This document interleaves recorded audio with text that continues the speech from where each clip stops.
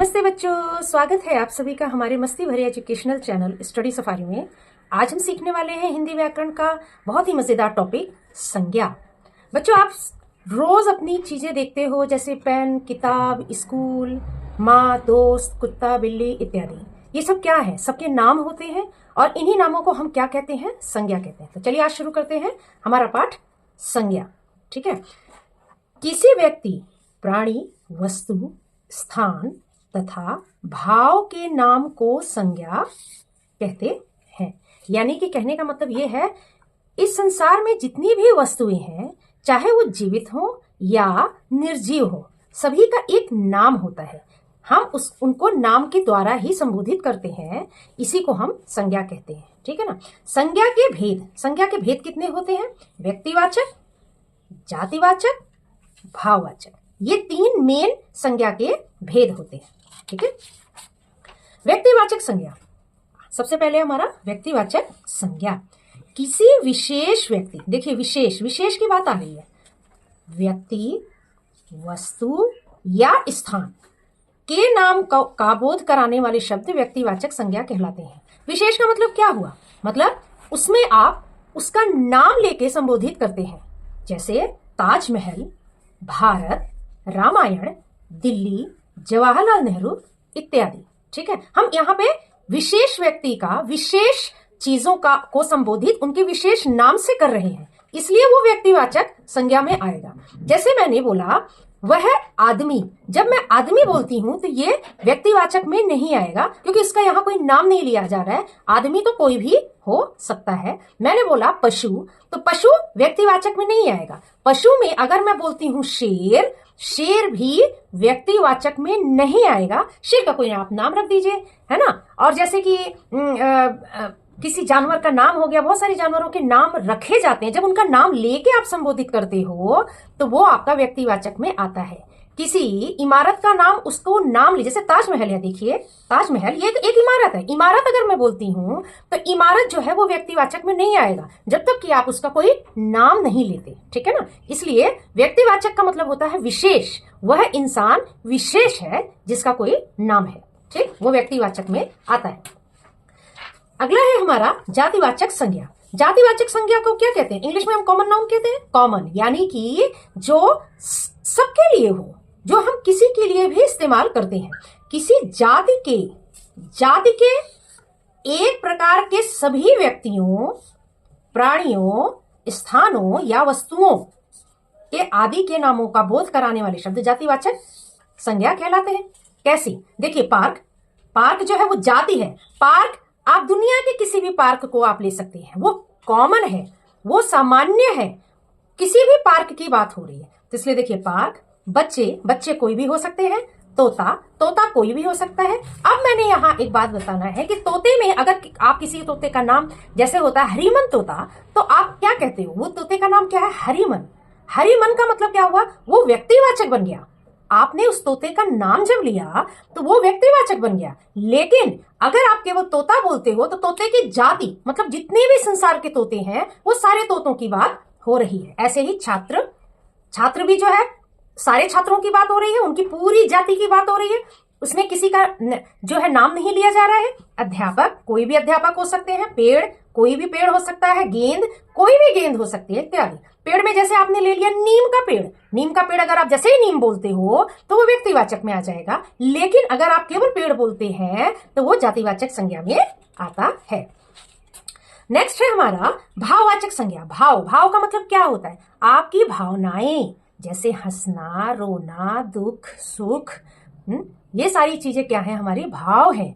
प्राणियों, वस्तुओं या स्थानों के गुण, दोष हमारे गुण होते हैं। सभी इंसानों में, सभी जानवरों में, सभी पशु पक्षियों में गुण और दोष दोनों ही पाए जाते हैं।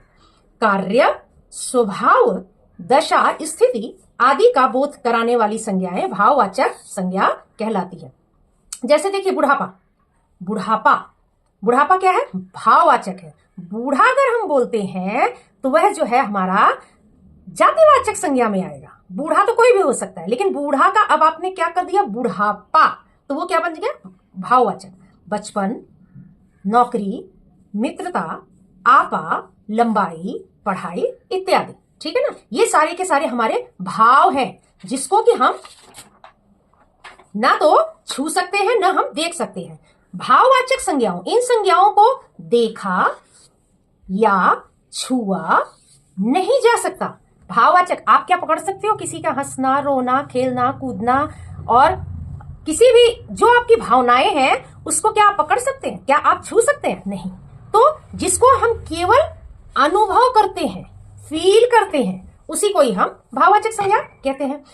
इनका आकार नहीं होता, मतलब इनका आकार नहीं होता, इसलिए इनके चित्र भी नहीं बनाए जा सकते। अभी आपने जातिवाचक और व्यक्तिवाचक में सीखा। व्यक्तिवाचक में विशेष इंसान है, विशेष वस्तु है, उसको आप देख सकते हो, छू सकते हो, समझ सकते हो।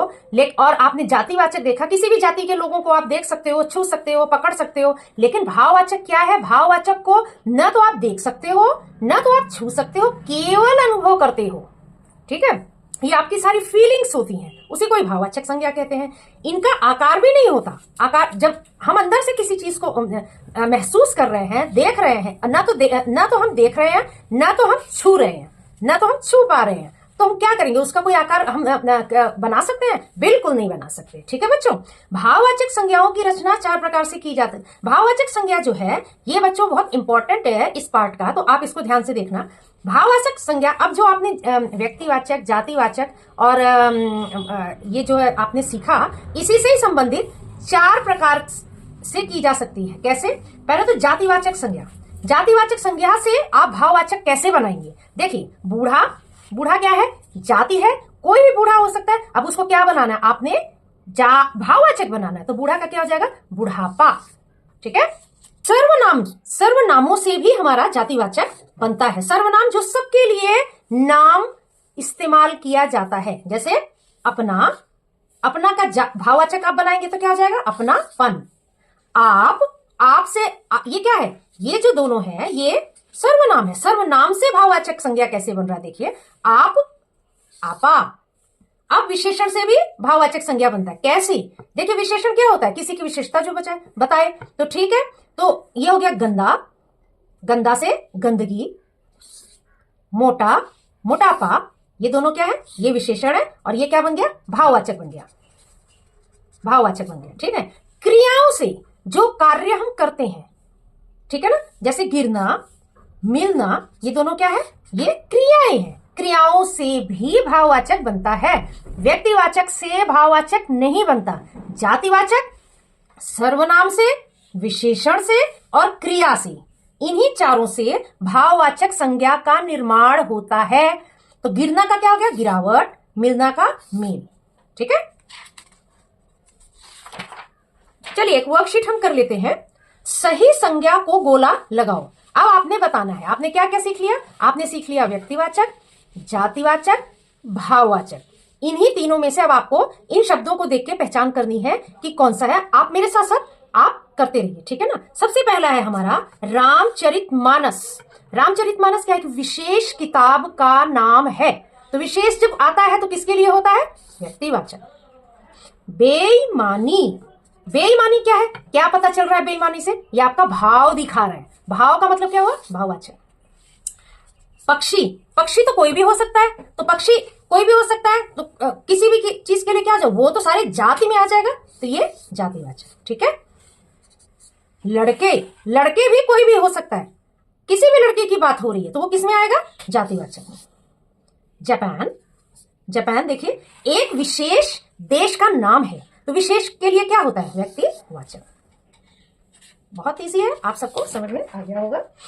भाववाचक संज्ञा बनाइए। चलिए हम भाववाचक संज्ञा बनाते हैं। कुछ शब्द हमारे पास है, एक वर्कशीट करते हैं, आप सब लोग करिए। पंडित, पंडित का क्या होगा? पांडित्य, पांडित्य। पंडित क्या है? पंडित जाति है, जाति, जातिवाचक है। कोई भी पंडित हो सकता है, उसका हमने भाववाचक संज्ञा बना दिया पांडित्य। युवा, युवा तो कोई भी होता है, ये भी जाति में ही आएगा, ये भी जाति में आ जाएगा। युवा का क्या हो जाएगा? यौवन। चोर, चोर क्या है? चोर तो कोई भी हो सकता है, तो ये क्या हो गया? ये भी जाति में आ जाएगा, ये भी जाति में ही आएगा। तो चोर का क्या हो जाएगा? चोरी। देखिए सब भाववाचक, इधर भाववाचक बन रहा है, इधर आपके सर्वनाम, जातिवाचक, क्रिया, विशेषण से के शब्द हैं जिससे हम भाववाचक बना रहे हैं। अहम, अहंकार, अहंकार, ठीक। ये क्या है देखिए, ये हमारा भाव दिखा रहा है, भाव से भाववाचक भी बनता है, ठीक। बुरा, बुराई, ये भाव है, ये भाववाचक बन गया, भाव से भाववाचक भी बनेगा, ठीक। जीतना हमारा क्या हो रहा है, ये क्या है हमारा, ये क्रिया है, ये क्रिया है, क्रिया से भाववाचक बनाइए। जीतना का हो गया हमारा जीत। हंसना, ये भाव है, भाव का क्या होगा, हंसी, वाचक संज्ञा बना दीजिए, हंसी। ये देखिए भाववाचक है, ये इससे भाववाचक संज्ञा बन गया, हंसी। गंदा, गंदगी, सो इजी। संज्ञाएं छाटिए तथा उनके भेद लिखिए। चलिए हमारे सामने एक वर्कशीट और है, बट इसमें से क्या छाटना है आपने, संज्ञाएं। एक बात का और ध्यान रखिए बच्चों कि जब आपके क्वेश्चन पेपर में आता है कि संज्ञाएं छाटिए और उसका भेद लिखिए, अक्सर बच्चे क्या गलती करते हैं कि वो एक लाइन में एक ही संज्ञा को छाटकर चले आते हैं। ऐसा ना करें, क्योंकि एक लाइन में एक से ज्यादा 2, 3, 4 कई प्रकार की संज्ञाएं, चाहे वो व्यक्तिवाचक के रूप में हो, जातिवाचक के रूप में हो, भाववाचक के रूप में हो, सभी प्रकार की संज्ञाओं को आपने पहचान करके आपने उसको गोला लगा के आना होता है, ठीक है ना। तो आप एक ही संज्ञा को लगाएं, ऐसा नहीं है। एक लाइन में एक से ज्यादा संज्ञाएं भी आती हैं। चलिए देखिए कैसे। बचपन के कुछ खिलौने मुझे अभी तक याद है। बचपन, बचपन क्या है हमारा, बचपन हो गया भाव, देखिए भाववाचक, ठीक। के कुछ खिलौने, खिलौने क्या हो गया, जाति, मुझे अभी तक याद है, हो गया ना दो हमारा, एक भाववाचक आया है और एक जातिवाचक आया है। जुलाई से अक्टूबर घनघोर बारिश के महीने हैं। देखिए जुलाई से अक्टूबर, ये दोनों क्या हमें दर्शाते हैं, ये दोनों हमें व्यक्तिवाचक, क्यों भाई, इसलिए क्योंकि ये स्पेसिफिक यानी कि विशेष नाम है, महीनों के विशेष नाम है, ठीक है ना। घनघोर, घनघोर देखिए क्या है, ये हमारा भाव है, भाववाचक है। बारिश के महीने, ये देखिए क्या है, ये हमारा जाति है, जातिवाचक है। देखिए अब इस एक ही लाइन में देखिए कितने आए, जुलाई अक्टूबर हमारा व्यक्तिवाचक, घनघोर हमारा भाववाचक और महीने जातिवाचक, 4 आए हैं हमारे, ठीक है ना। आप सब लोग भी ध्यान रखना। नागराजन घमंडी हो गया है। नागराजन देखिए नाम है, तो ये हो गया व्यक्ति, व्यक्ति हो गया, है ना। घमंडी, घमंडी क्या हो गया भाई, भाव, भाव हो गया। मैं पूरा नहीं लिख रही हूं, आप समझ लेना। राजप्पा सारे लड़कों में कहता फिरता, राजप्पा भी नाम है, तो ये क्या हो गया, व्यक्ति, व्यक्तिवाचक, ठीक। सारे लड़कों में कहता फिरता, लड़कों, ये क्या हो गया, जाति, कोई भी लड़के हो सकते हैं, जातिवाचक, ठीक है ना। उन दिनों कुछ घरों में ग्रामोफोन थे। उन दिनों कुछ घरों, घरों क्या भाई, घर किसी के भी घर हो सकते हैं, तो जाति। ग्रामोफोन, ग्रामोफोन देखिए क्या है, ये जाति है, कोई भी ग्रामोफोन, उस समय जो ग्रामोफोन चलते थे। रेडियो और टेलीविजन नहीं थे, रेडियो एंड टेलीविजन नहीं थे। तो ये हमारे क्या हो गया, सब हमारे संज्ञा आ गए हैं। मुझे पूर्ण विश्वास है आज का ये पाठ आप सभी बच्चों को अच्छे से समझ में आ गया होगा। आप सब लोग अपने घर में खूब अच्छे से इसकी प्रैक्टिस करते रहें। Till then bye.